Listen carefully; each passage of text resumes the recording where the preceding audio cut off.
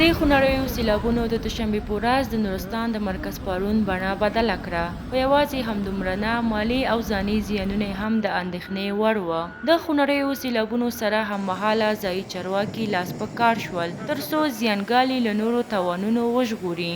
مګر دا هڅې د لسګونه هغه کسانو لپاره چې د لومړي څپو خټو او ډبرو لاندې کړل هیڅ ګټه نه لرله. له دې سره لومړنیو اقداماتو د یو څه مالي او ځاني زیانونو مخنیوی هم وکړ. نن د خونړیو سیلابونو چې مرکز پارون کې د خلکو د لسیزو خواري د خټو او ډبرو لاندې کړې درېیمه ورځ ده. د ژغورنې عملیات لا پای ته نه دي رسیدلي ځکه ګڼې ودانۍ نړېدلي او پکې لسګونه کسان تري تم دي. د اسلامي امارات د پیښو پر وړاندې د مبارزې او چمتووالي ملي اداره وایي هڅې دوام لري ترڅو ټول جسدونه له خټو او ډبرو راوباسي. مګر دا کوښښونه یو څه ځکه ورو په مخ وړل کیږي چې جسدونه لا نور پسې خراب نشي. خو د دې ټولو هڅو سره تر اوسه د 12 کسانو مړي موندل شوي دي. تر دې دمه پورې د لومړنۍ معلوماتو له مخې په ټولیز ډول باندې 23 کسان شهیدان، د 80 څخه زیات کسان ټپیان دي او د شهیدانو د جملې څخه د 12 شهیدانو جسدونه موندل شوي دي او د پاته کسانو د جسدونو د موندلو لپاره په پراخه کچه باندې د ژغورنې او پلټنې عملیات روان دي.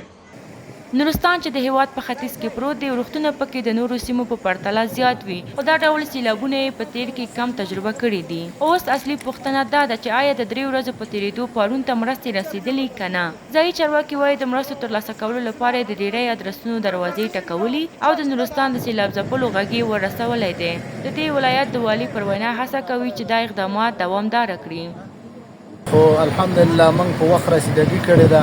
په هماغه وخت کې موږ ثانیې ته راغلو او لاس په کار شلو او لوډرې او ځوانان موظف کړل چې کوم اجساد د خاورې لاندې وو هغه تقریبا وویستل او همدغه شانته د سره مشرانو سره رابطې وکړې. این امیر المؤمنین حفظه الله دفتر سره موږ رابطه کړې ده، جریان مو سره شریک کړی، رئیس الوزرا صاحب سره هم جریان شریک شوی ده او وزراو سره هم جریان شریک شوی ده، اکثره وزیر صاحبانو سره او مؤسساتو سره هم.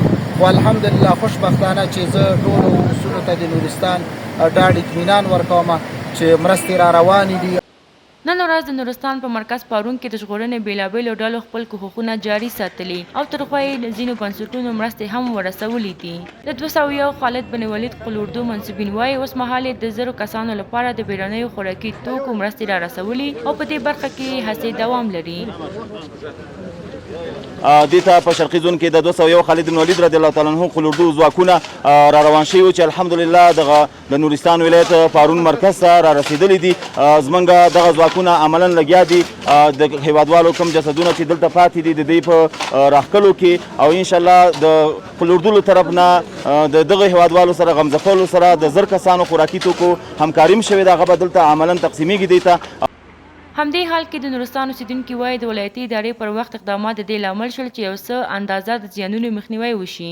مګر په خبره یې د اقداماتو د پراخ زیان مخنیوی ونه کړ ځکه سیلابونه ډېر خونړي او خطرناک وو. نورستان ولسونه د نورستان محلي ادارې محترم والي صاحب نه، معاون صاحب نه او همدارنګه غزي ربطي ادارې ریاستونه چې دغه پیښې په اړه باندې هغوی هم تړاو لري ټول راغلي وو. ډېره زیاته مننه کوو. نورستان ولسونه ډېر زیات خوښ دي، خوشحاله دي. دوی شته امکاناتو په څه چې په لاس کې لرله د هغوی نه په استفادې د جسدونو په ایستلو کې، د خلکو ستونزې په حلولو کې، لارې چې قطع شوې د هغې په وصلولو کې پوره زیار ایستی دی. نورستان ولسونو په نمایندګۍ ټولو مسؤلینو څخه بیا خاصه توګه والي صاحب څخه ډېره زیاته مننه کوو.